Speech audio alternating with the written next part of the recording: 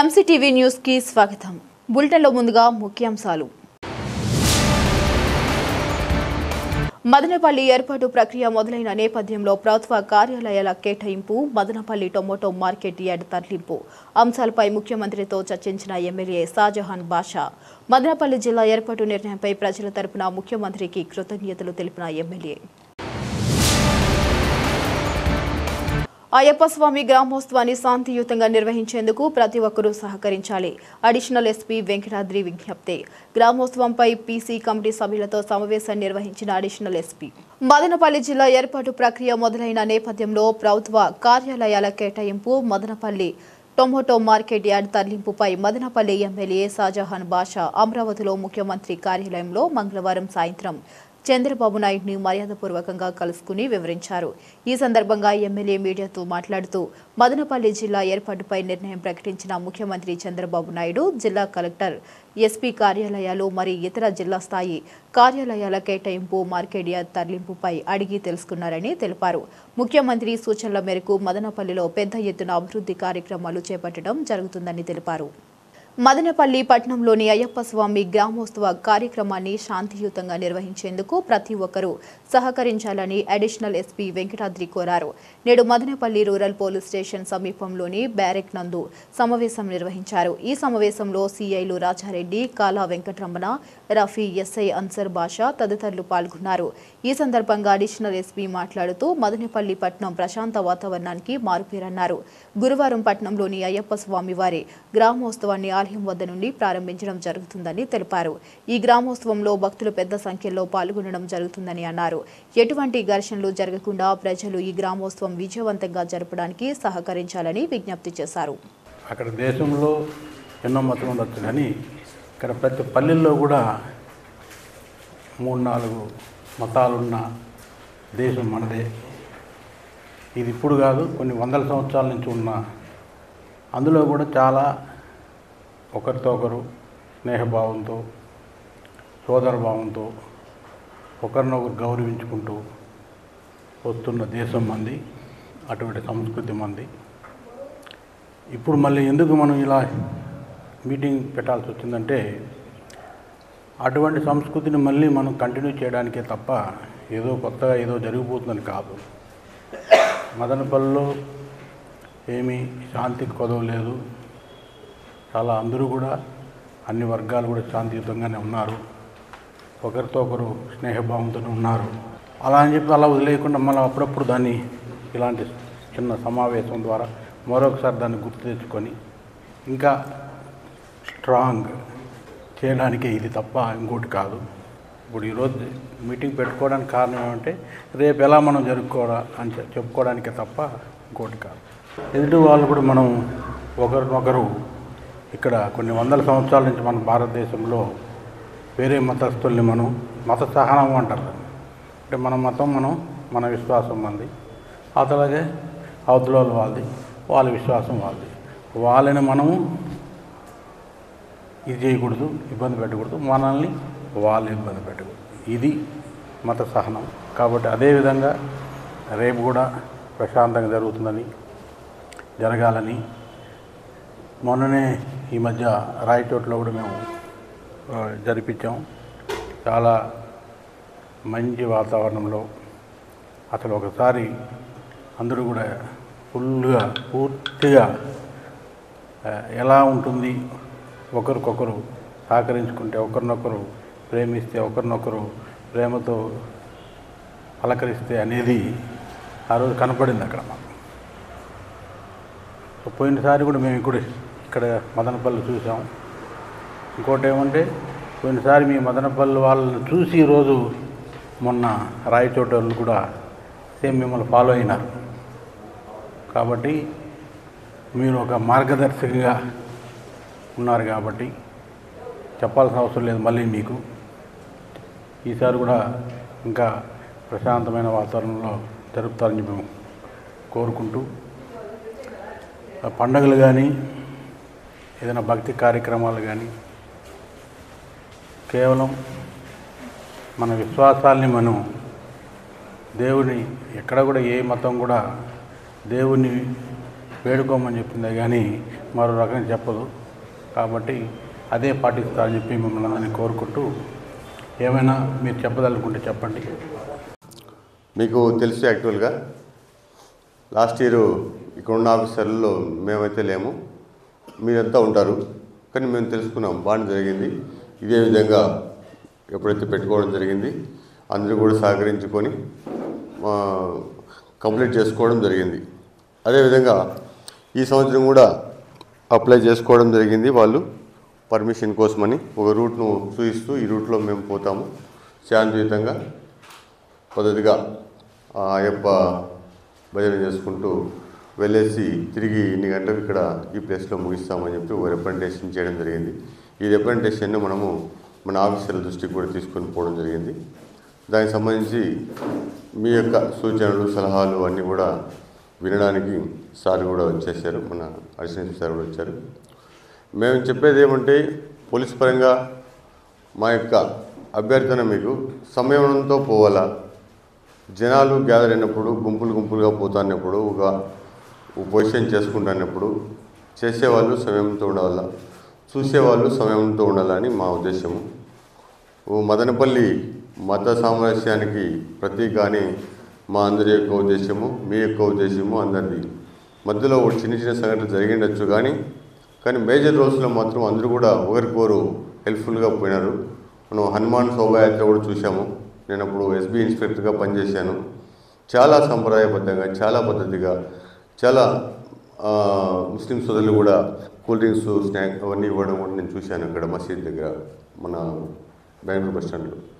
అదేవిధంగా మనం అంతా కలుసుకొని చేసుకోవాలని చెప్పి, ఎటువంటి అవాంఛనీయ సంఘటనలు జరగకూడదు, ఎటువంటి అల్లరిమూకలు ప్రవేశించకూడదు, ఇటువంటి పొజిషన్లోకి ఎటువంటి వేరే చిల్లర శాస్త్రాలు చేసేవాళ్ళు వచ్చి ఒకరో ఇద్దరు తప్పు చేయడం వల్ల అందరి దృష్టి కూడా ఒకసారి డైవర్ట్ కావడం జరుగుతుంది. కాబట్టి అలాంటి విషయాల్లో ప్రికాషన్ తీసుకోవాలని చెప్పి ఒక పెద్దలుగా, ఒక మత పెద్దలుగా మిమ్మల్ని కూడా ఇక్కడ తీసుకురావడం జరిగింది. అలాగే మన సికిందర్ అన్న గారు కూడా చాలా విషయాలు చెప్పారు. అయితే ఈ దేశం మొత్తం మీద, ప్రపంచం మొత్తం మీద ఒక ధర్మానికి, ఏ ధర్మమైనా ఏ మతానికైనా సరే ఒక కీలకమైన పాయింట్ ఉంటుంది. ఆ పాయింటే సనాతన ధర్మం. సనాతన ధర్మంలో నుండి మిగిలినవన్నీ కూడా ఒక్కొక్క విడివిడిగా ఉత్పన్నమైనటువంటి విభిన్న మతాలతో, విభిన్న గ్రంథాలతో వచ్చినాయి.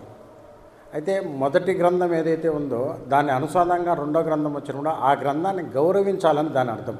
ఉదాహరణకి నేను 1వ క్లాస్ చదువుతున్నా, 2వ క్లాస్కి పోతున్నా. 1వ క్లాస్ మర్చిపోతే 2వ క్లాస్ చదివితే ఉపయోగం లేదు. దానివల్ల నేను 1వ క్లాస్ చదివిన విషయాలు నాకు గుర్తుంటేనే 2వ క్లాస్లో చదవడానికి అవకాశం ఉంటుంది. కాబట్టి ఈ సనాతన ధర్మాన్ని ప్రతి మతము వాళ్ళు కూడా గౌరవించాలి. కారణం ఏమంటే బేస్ పాయింట్ ఇదే. కాబట్టి సికిందరన్న గారు చెప్పింది దీంట్లో 100కు 100% కరెక్ట్. కాబట్టి ఊరు సభిక్షంగా ఉండాలంటే ఇలాంటి గ్రామోత్సవాలు, గ్రామకు సంబంధించినటువంటి అమ్మవారి ఉత్సవాలు ఇవన్నీ జరుగుతూ ఉండాలి. అయితే మిగిలిన మధ్యలో వచ్చిన అవి చేయకూడదని కాదు, వాళ్ళ పద్ధతిలో వాళ్ళు చేసుకోవచ్చు. అయితే మనకు విభేదాలు ఏమన్నా ఉంటే డైరెక్ట్గా మనమే ఇక్కడ 40-50 సంవత్సరాలుగా స్థానికులం కాబట్టి పరిష్కరించుకునేదానికి అవకాశం ఉంటుంది. అంటే దాన్ని పెద్దల ద్వారా కూర్చుందాం. ఎలాంటివి అయినప్పటికీ కూడా ఇప్పటికి 2 తరాలు మారిపోయింది. ఇంకొక 3 తరాలు వచ్చిన తర్వాత గ్యాప్ చాలా పెరిగే అవకాశం ఉంది. కాబట్టి ఈ పెరక్క ముందే మనమే పెద్దలం కూర్చున్నామంటే పాత విషయాలు చాలా ఉన్నాయి, డిస్కషన్ చేసుకుని ఒక సామరస్యమైనటువంటి వాతావరణాన్ని క్రియేట్ చేసుకుంటే రాయచోటికే కాదు దేశం మొత్తానికి కూడా మదనపల్లి ఆదర్శంగా అయ్యేదానికి అవకాశం ఉంది. సంతోషం. మనకంటూ ఒక రాజ్యాంగం ఉంది. ఆ రాజ్యాంగబద్ధంగా మనమందరూ నడుచుకోవాలి. అది మన బాధ్యత. రాజ్యాంగం మనకి ఏదైతే హక్కు కల్పించిందో ఆ హక్కు ప్రకారం అధికారులు నడుచుకోవాలి, ప్రజలు కూడా ఉండాలి. ఏదైతే సుప్రీంకోర్టు గైడ్లైన్స్ ఉన్నాయో దాన్ని మేము అనుసరించి దాన్ని పాటిస్తూ ఈ శోభాయాత్ర నడుపుతాం. మా వల్ల ఎటువంటి ఇబ్బంది పబ్లిక్ కానీ వేరే మతస్థులకు కానీ జరగదు. అది ఎటువంటి పరిస్థితుల్లో జరగదు. మనము భిన్నత్వంలో ఏకత్వం పాటించాలి. ఒక మతాన్ని ఆచరించేటప్పుడు ఇంకో మతాన్ని గౌరవించాలి, వాళ్ళని అనుసరించాలి. ఎటువంటి పరిస్థితుల్లో మాకు సుప్రీంకోర్టు ఇచ్చిన గైడ్లైన్స్ ప్రకారం మేము నడుచుకుంటాం. దాంట్లో ఎటువంటి మార్పు ఉండదు. జై శ్రీరామ్.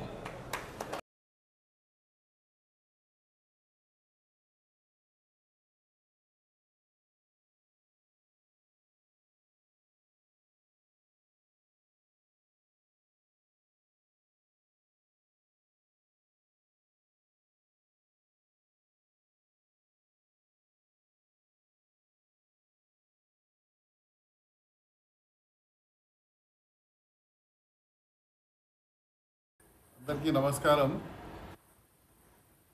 ఒక సామాన్య కుటుంబంలో జన్మించి భారతదేశానికి 9 సార్లు లోక్సభకు మరియు 2 సార్లు రాజ్యసభ మెంబర్గా పూజ్యులు పెద్దలు మన పూర్వ ప్రధానమంత్రి భారతరత్న అటల్ బిహారీ వాజ్పేయి యొక్క జీవిత చరిత్ర ఏదైతున్నదో ఈ భారతదేశ ప్రతి ఒక్క పౌరుడికి అది ఎంతో ఆదర్శనీయమైన విషయం. మరి ఈ సంవత్సరం ఆ మహనీయుడు ఒక శత జయంతి ఉత్సవాల్లో భాగంగా దేశవ్యాప్తంగానే కాకుండా మన రాష్ట్రంలో కూడా వారి యొక్క జన్మదినాన్ని పురస్కరించి 100 సంవత్సరాలు అయిన నేపథ్యంలో ఎంతో గణనీయంగా చేయాలి అనేసి అందులో భాగంగా భారతీయ జనతా పార్టీ ఆంధ్రప్రదేశ్ రాష్ట్ర విభాగం ఏదైతుందో అటల్ సందేశ్ సుపరిపాలన యాత్ర అన్నది ఒక యాత్ర రాష్ట్ర వ్యాప్తంగా కూడా రేపటి నుంచి 11వ తేదీ నుంచి ధర్మవరం నుంచి ప్రారంభించి ప్రతి ఒక్క జిల్లాలో కూడా ఒక బస్ యాత్ర నిర్వహిస్తూ ఆ యొక్క జిల్లాలో ఒక చోట ఆయన ఒక విగ్రహ ప్రతిష్ఠ పెట్టి చేసి ఒక భారీ బహిరంగ సభ పెట్టి భారతదేశ రాజకీయాల్లోనే వారు ఏవైతే ఈ దేశానికి చేసిన సేవలు, అభివృద్ధి, సంక్షేమం వారి అన్నిటికీ కూడా మరొకసారి నెమరేసుకుంటా భావి తరాల పౌరులు ఎవరైతే ఉన్నారో వాళ్ళకందరికీ కూడా స్ఫూర్తి అందించే విధంగా ఏదైతే మన గౌరవ ప్రధానమంత్రి వర్యులు 2047 సంవత్సరము వికసిత భారత్ సంకల్పంతో దేశం ప్రపంచంలోనే అత్యున్నత స్థానంలో విశ్వగురువుగా అవతరించాలి అనేది వారు ఒక లక్ష్యం పెట్టుకున్నారో దానికి స్ఫూర్తిగా యువత ప్రధానంగా మన పెద్దలు అటల్ బిహారీ వాజ్పేయి గారి జీవితం నుంచి ఆదర్శంగా తీసుకొని దానికి అనుగుణంగా పనిచేయాలనేసి ఈ యొక్క యాత్ర ఒక ముఖ్య ఉద్దేశం. ఇందులో భాగంగా మదనపల్లి పట్టణంలో 14వ తేదీ తెల్లారుజామున 10ంటికి అన్నమయ్య సర్కిల్ వద్ద అక్కడ వారి విగ్రహావిష్కరణ జరిపి ఆ తర్వాత మన రెడ్డిస్ కాలనీ దగ్గర ఉన్న ఎగ్జిబిషన్ గ్రౌండ్స్ వద్ద భారీ బహిరంగ సభ 11 గంటల నుంచి అది ఉంటుంది. మధ్యాహ్నం దాకా ఈ కార్యక్రమం అంతా ఉంటుంది. ఈ యొక్క కార్యక్రమం ఏదైతే ఉన్నదో కూటమిలో ఉన్న 3 పార్టీలు తెలుగుదేశం, భారతీయ జనతా పార్టీ మరియు జనసేన పార్టీ ముగ్గురు కలిసి ఈ యొక్క కార్యక్రమం నిర్వహిస్తున్నారు. గౌరవనీయులైన మన రాష్ట్ర ముఖ్యమంత్రి వర్యులు మన ఉప ముఖ్యమంత్రి పవన్ కళ్యాణ్ గారు కూడా వారు మన అటల్ బిహారీ వాజ్పేయి గారిని వారిని దేశ రాజకీయాల్లోనే భీష్మ పితామహ అనేసి సంబోధిస్తూ కూటమిలో ఉన్న పార్టీలందరూ కూడా దీన్ని జయప్రదం చేయాలనేసి వారు కూడా మాకందరూ కూడా మార్గనిర్దేశం చేయటం జరిగింది. తద్వారా మీరందరు పాత్రికేయుల ద్వారా నేను ఈ ప్రాంత ప్రజలకు అందరూ కూడా కోరేది ఏమంటే ఈ మహనీయుడికి సరైన నివాళులు అర్పిస్తూ ఈ కార్యక్రమాన్ని విజయవంతంగా జరుపుకోవాల్సిందిగా అందరినీ కోరటమైంది. జై హింద్. భారతదేశ అభివృద్ధి అంటే ఏమిటి అని బీజం వేసినటువంటి అటల్ బిహారీ వాజ్పేయి గారు. అంతకుముందు కాంగ్రెస్ ప్రభుత్వం నెహ్రూ కుటుంబాన్ని దేశాన్ని శాశ్వతంగా ఆ కుటుంబమే ఏలాలి, ఆ కుటుంబం కోసమే ప్రభుత్వం పనిచేయాలి, ప్రజలంతా ఆ కుటుంబం కోసం ఉండాలి, దేశాన్ని అభివృద్ధి ఆలోచన లేకుండా ముందు పాలన సాగింది. దాని నుంచి వాజ్పేయి గారు ప్రధానమంత్రి అయిన తర్వాతనే ప్రధానమంత్రి గ్రామ సడక్ యోజన, జాతీయ రహదారులు, అంటే పల్లెల నుంచి జాతీయ స్థాయిలో అభివృద్ధి అనేది చూపించిన వ్యక్తి వాజ్పేయి గారు. అంతేకాకుండా ఎక్కడ కానీ పరిపాలన కోసం అక్రమ పద్ధతుల్లో అధికారం తీసుకునే అవకాశానికి ఎక్కడ వాజ్పేయి గారు ఆలోచించారు. 98లో జయలలిత ఉపసంహరించుకున్నప్పుడు అప్పుడు 3 ఓట్లతో, కానీ అప్పుడు కొంతమందిని మేనేజ్ చేసుకునే అవకాశం ఉండాలి. కానీ ఆ పద్ధతిని ఒక పార్టీని చీల్చి వాళ్ళని తీసుకొని చేసేది మన పద్ధతి కాదు అని చెప్పేసి ప్రభుత్వం పైన పర్వాలేదని చెప్పేసి వారు ఆ రకంగా నీతికి నిజాయితీకి కట్టుబడినటువంటి వ్యక్తి.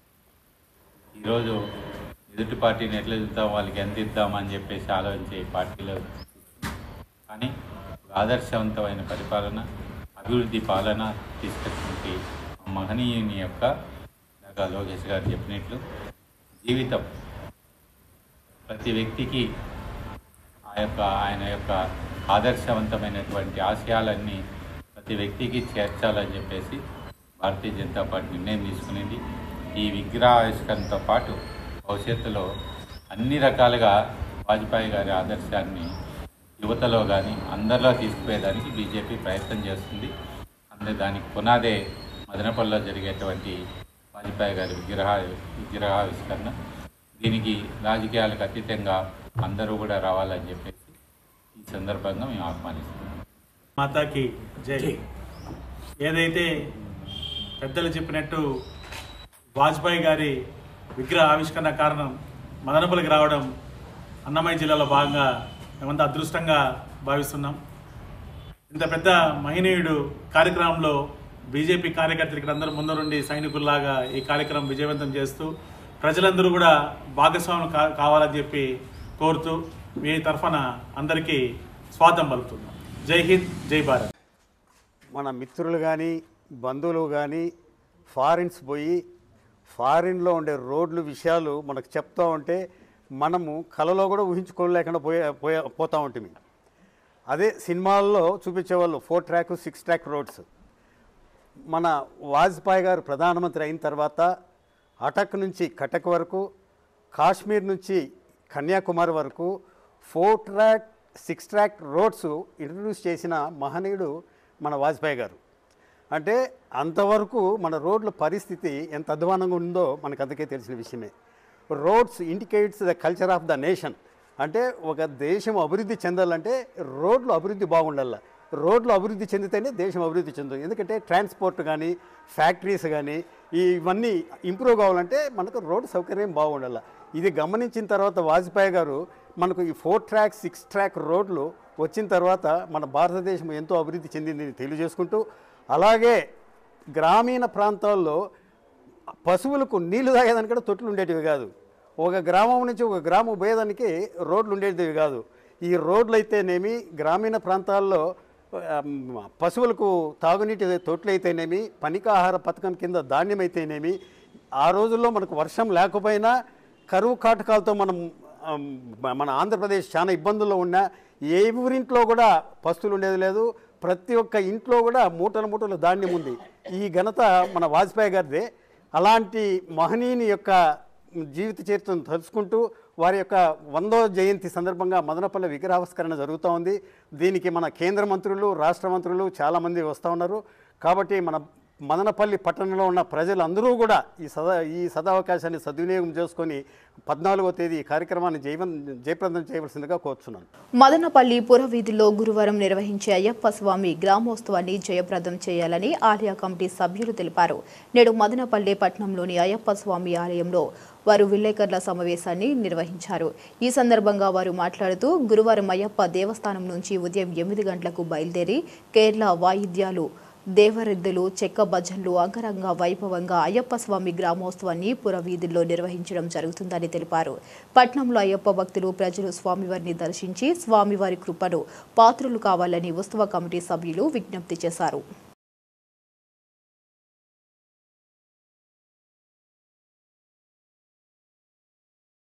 గత 20 సంవత్సరాలుగా మదనపల్లిలో వెలిసిన శ్రీ ధర్మశాస్త్ర అయ్యప్ప స్వామి దేవస్థానం ప్రతి సంవత్సరం గ్రామోత్సవం నిర్వహించుకుంటున్నాం.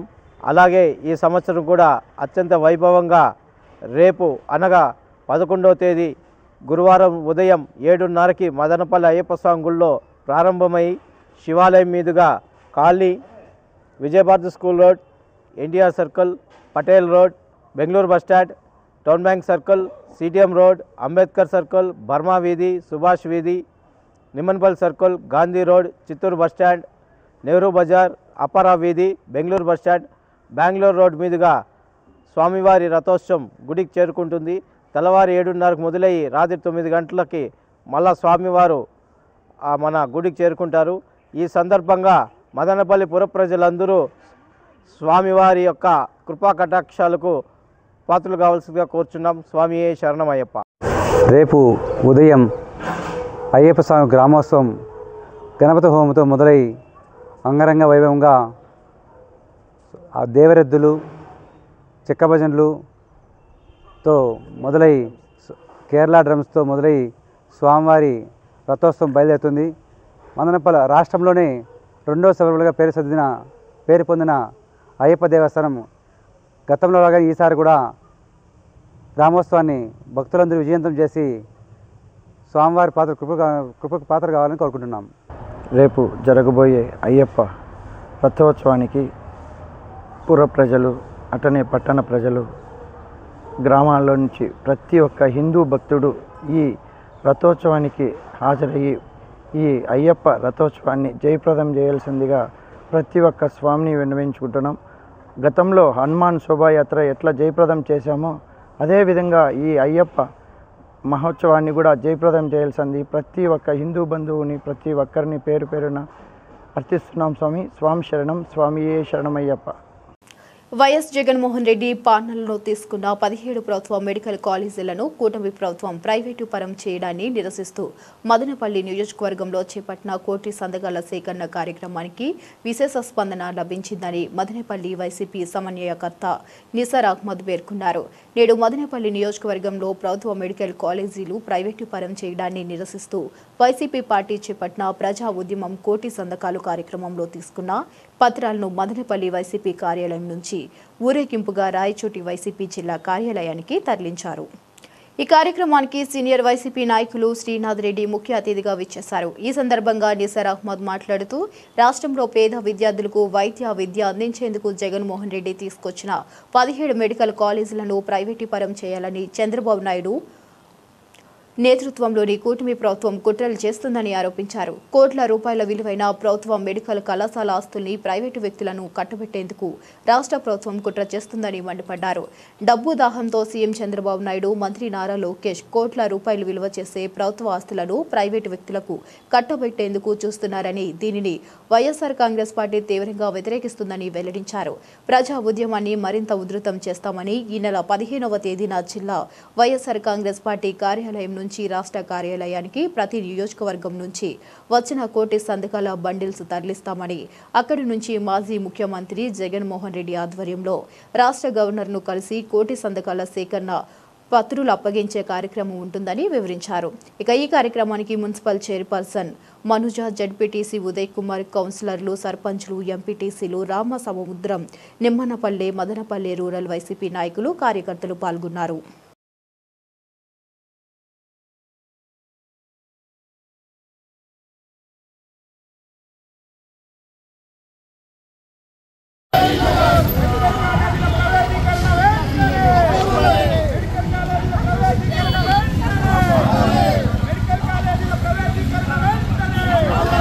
కోటి సంతకాల సేకరణ కార్యక్రమం యావత్ రాష్ట్రంలో ప్రతిష్టాత్మకంగా తీసేసుకొని అంతా సక్సెస్ఫుల్ చేసుకొని ఈరోజు ఆ పత్రాలను మేము జిల్లా హెడ్ క్వార్టర్స్కి ఇచ్చే ప్రోగ్రాం తలపెట్టినాము.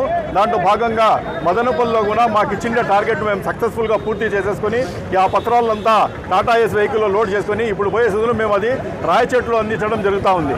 దీనికి వచ్చింది ప్రజల్లో విశేషమైన స్పందన వచ్చింది. ఎక్కడ చూసినా ప్రజలు వచ్చిందను పార్టీలకు అతీతంగా, కులమతాలకు అతీతంగా ప్రతి ఒక్కరూ ముందుకు వచ్చేసిందను. మాకు మెడికల్ కాలేజీలు ప్రైవేటైజేషన్కి మేము వ్యతిరేకిస్తున్నాం, ఖచ్చితంగా గవర్నమెంట్ కాలేజే కావాలా అనే ఉద్దేశంతో ప్రతి ఒక్కరూ ముందు వచ్చేసి సంతకాలు చేయడం జరిగింది. దానికి వచ్చిందను ఈరోజు చంద్రబాబు నాయుడు గారు ఈ రకంగా ఈ స్పందన చూసి ఖచ్చితంగా ప్రజల్లో ఎంత వ్యతిరేకత మీ డెసిషన్ మీద ఉందని మీరు గ్రహించే అవకాశం ఇది టైం వచ్చింది. కాబట్టి దయచేసి మీరు కూడా దీన్ని గ్రహించండి. ఈరోజు ఈ సంతకాలు 1 కోటి మంది చేయడం అనేది గిన్నీస్ బుక్ ఆఫ్ రికార్డ్. వరల్డ్లో ఎక్కడ కూడా 1 కోటి మంది సంతకాలు ప్రజా వ్యతిరేక విధానాల మీద సంతకం పెట్టినది ఎక్కడా లేదు. ఈరోజు మీ ప్రభుత్వానికి అగెనిస్ట్గా, మీరు తీసుకునే డెసిషన్కు అగెనిస్ట్గా ఈరోజు 1 కోటి మంది దగ్గర సంతకాలు ఇంకా ఎక్కువైనాయి, 1 కోటి కంటే దాటిపోయినాయి. అంతమంది సంతకాలు పెట్టేసేందులో దీనికి వ్యతిరేకంగా ఉన్నారు. కాబట్టి మీరు కక్షపూరితంగా ఆలోచించకుండా మీరు ఆలోచించాల్సింది ఒకటే, ఏ రకంగా ప్రజలు దీన్ని వ్యతిరేకంగా ఉన్నారు, ఏ రకంగా ప్రజలు దీనికి అగెనిస్ట్గా ఉంటారు. దానికోసం మేము ఖచ్చితంగా ప్రజలకు ఫేవర్గా మేము చేయాలనే ఉద్దేశంతో పోండి. కానీ జగన్మోహన్ రెడ్డి గారి మీద, వైఎస్ఆర్సీపీ పార్టీ మీద కక్ష కట్టుకొని మీరు ప్లాన్గా ఇది వచ్చి చేసి తీరాలని అనుకుంటే ఖచ్చితంగా ప్రజల ఆగ్రహాన్ని మీకు గురికాక తప్పదు. ప్రజలందరూ దీన్ని గమనిస్తూ ఉన్నారు.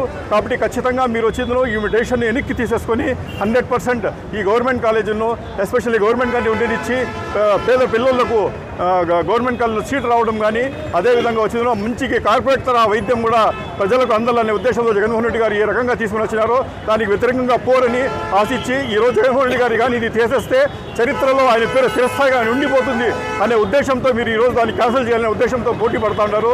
కాబట్టి మీ వ్యతిరేక విధానాలను మానుకొని ఖచ్చితంగా మీరు సింధు పార్టీకి ఫేవర్గా చేస్తారని చెప్పి ఆశిస్తూ ఈ సంతకాల కార్యక్రమం సక్సెస్ చేసిన ప్రతి ఒక్కరికి మా ధన్యవాదాలు తెలుపుకుంటాం. ఈ మదనపల్లి నియోజకవర్గంలో ముందు నుంచి కూడా ఆరోగ్యవరం మెడికల్ సెంటర్ నుండి ప్రపంచవ్యాప్తంగా ప్రసిద్ధి చెందింది.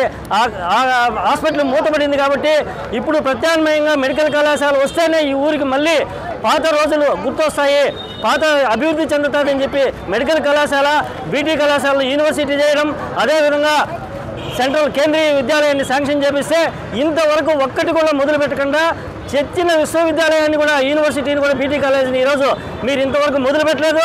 మొదలు పెట్టకపోవడమే కాకుండా బీటీ కళాశాలలో ఎంతో అనిబిసెంట్ గారు స్థాపించి విద్యాబుద్ధులు రాయలసీమలో మొట్టమొదటి డిగ్రీ కళాశాల, అటువంటి కళాశాలను విద్యాలయం చేయకపోగా ఈరోజు కలెక్టర్ ఆఫీస్కి ఇచ్చేదానికి కలెక్టర్ గారు వచ్చి విజిట్ చేసి మదనపల్లి జిల్లా కేంద్రమైంది, collector office పెడతామంటే university గాలిపోయింది.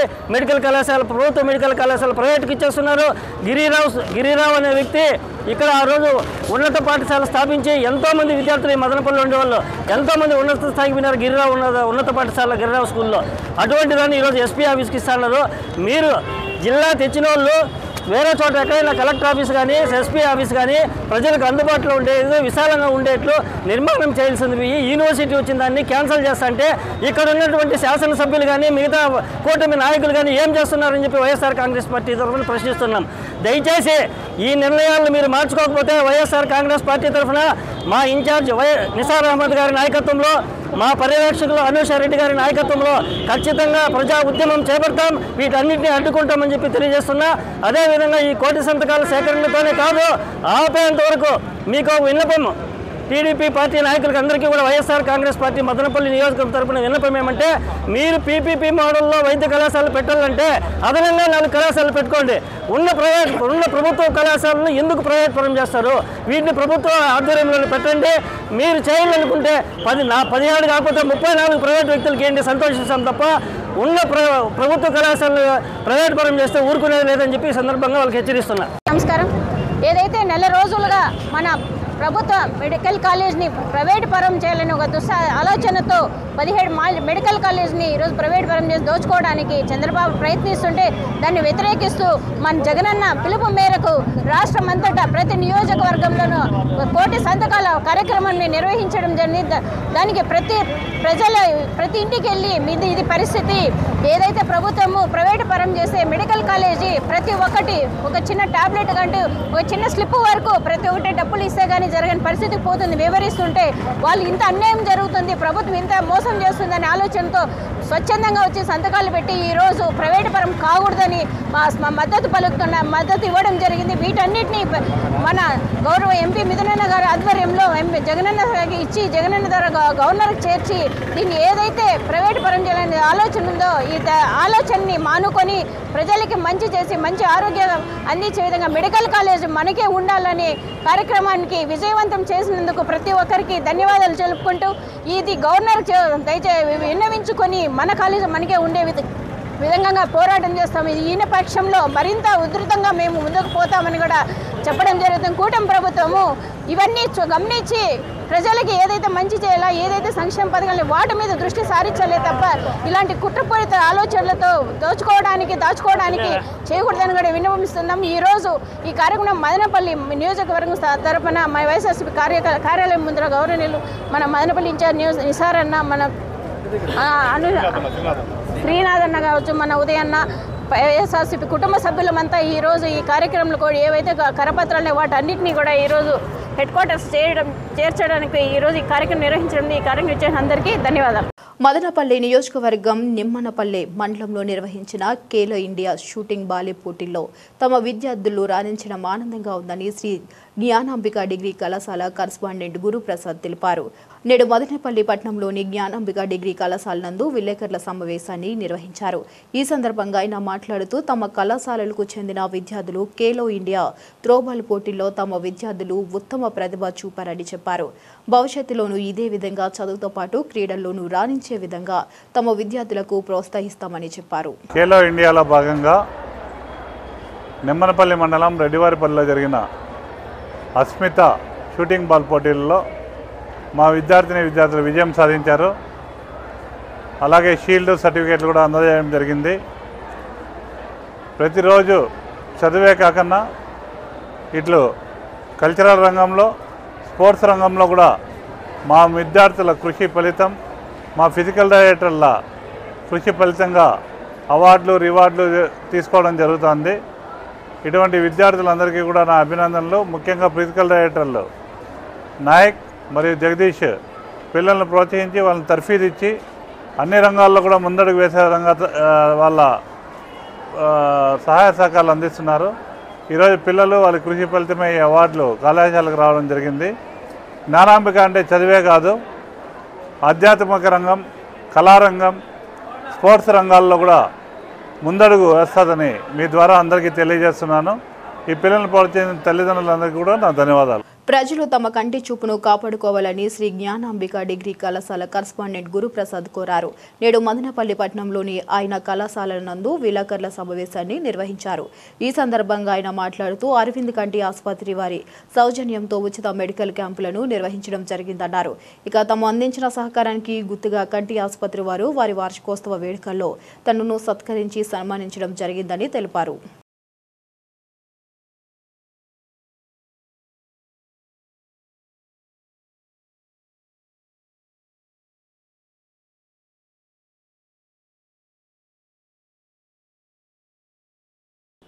Shri Venkateswara Arvind eye hospital Tirupati శాఖ మొన్న జరిగిన వార్షికోత్సవంలో వివిధ గ్రామాలలో ఐ క్యాంప్ నిర్వహించినందుకు గాను మా జ్ఞానాంబిక డిగ్రీ కళాశాలకు అవార్డు ప్రదానం చేయడం జరిగింది.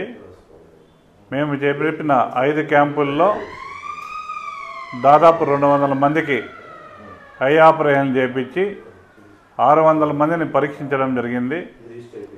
ముఖ్యంగా అతిథిగా వచ్చిన ఐఐటి తిరుపతి శాఖ రాజుగారు మరియు క్యాంప్ మేనేజర్ వాసుదేవరెడ్డి గారి చేతుల మీదుగా ఈ సర్టిఫికేట్ ప్రదానోత్సవం జరగడం జరిగింది. ఇటువంటి కార్యక్రమాలు కళాశాల మరిన్ని చేపట్టి మదనపల్లె చుట్టుపక్కల గ్రామీణ పరిసర ప్రాంతాల్లో ఉండే వాళ్ళందరికీ కూడా పరీక్షలు నిర్వహించి అరవింద్ ఐ హాస్పిటల్ వారిచే ఉచితంగా ఆపరేషన్ చేసేదానికి మా దోహదం పడి మా వంతు సహాయ సహకారాలు అందిస్తామని మీ ద్వారా తెలియజేసుకుంటూ, అలాగే ఎవరైనా కూడా చాలామంది డయాబెటిక్ రెటినోపతి ఉంటుంది, ఇది రాను రాను చూపు మందగించే అవకాశాలు ఉంటుంది. కాబట్టి నేనే స్వయంగా అరవింద్ ఐ హాస్పిటల్లో ల్యాబ్ చూడడం జరిగింది. ఇది చాలా ఖర్చుతో కూడుకున్న పని. పేద బడుగు బలహీన వర్గాల వారందరికీ కూడా అరవింద్ ఐ హాస్పిటల్లో ఉచిత పరీక్షలు నిర్వహించి రెటీనా కరెక్షన్ కానీ గ్లూకోమా కానీ ఇటువంటివన్నీ కూడా శస్త్రచికిత్స ద్వారా అందరికీ వైద్య సహాయం అందించే వీలుంది. కాబట్టి అందరూ కూడా ఈ అవకాశాలన్నింటినీ కూడా సద్వినియోగపరచుకోవాల్సిందిగా మీ ద్వారా తెలియజేస్తున్నాను. ధన్యవాదాలు, నమస్కారాలు. వార్తలు ముగించే ముందు మరోసారి హెడ్లైన్స్.